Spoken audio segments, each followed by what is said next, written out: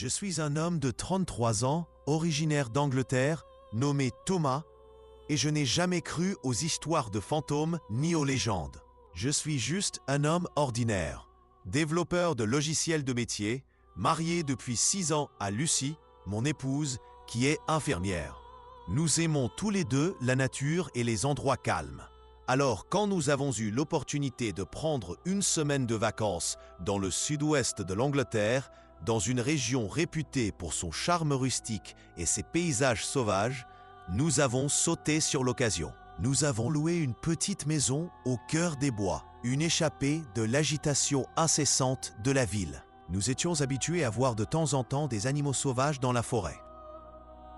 Les routes étaient sinueuses et étroites, et nous avons même frôlé un sanglier quelques jours auparavant, ce qui donnait à cet endroit une ambiance brute, intacte, que nous trouvions paisible, voire excitante.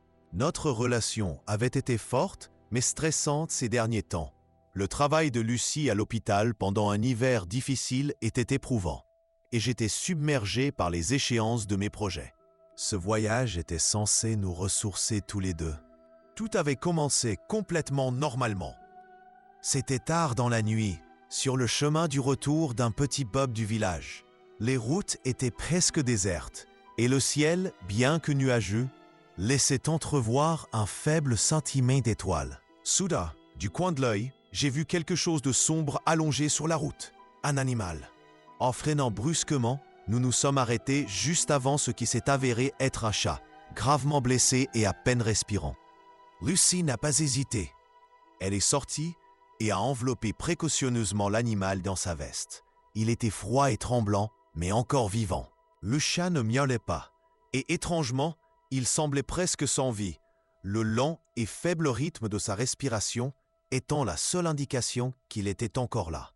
Nous avons décidé de le ramener à la maison et d'appeler un vétérinaire le lendemain matin si la situation semblait désespérée. J'ai conduit avec une prudence accrue, Lucie étant assise derrière moi, serrant le chat enveloppé dans sa veste.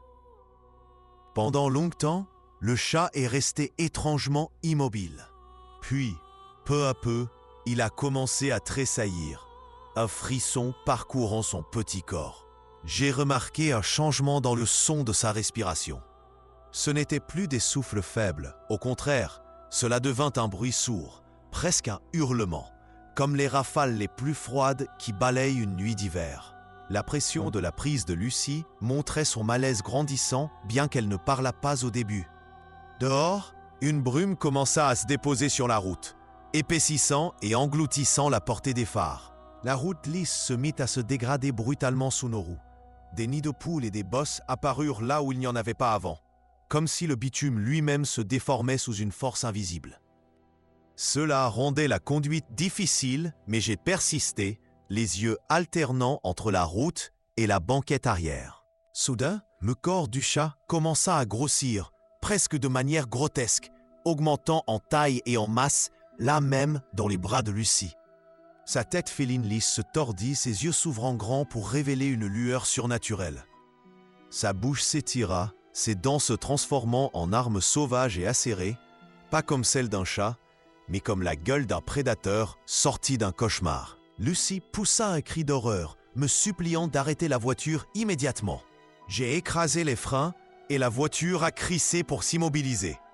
Devant nous, éclairée par les phares encore vacillants, se dessinait la silhouette d'une grande créature, mi-chat, mi-chien, avec un regard si féroce que je sentis un froid glacial saisir mon sang. Elle se tenait là, nous fixant, sa puissante silhouette à peine visible à travers le brouillard dense, avant de se retourner brusquement et de disparaître dans la blancheur. Au même moment, j'ai regardé en arrière et le chat avait disparu. Nous sommes restés silencieux, hébétés, pendant plusieurs instants.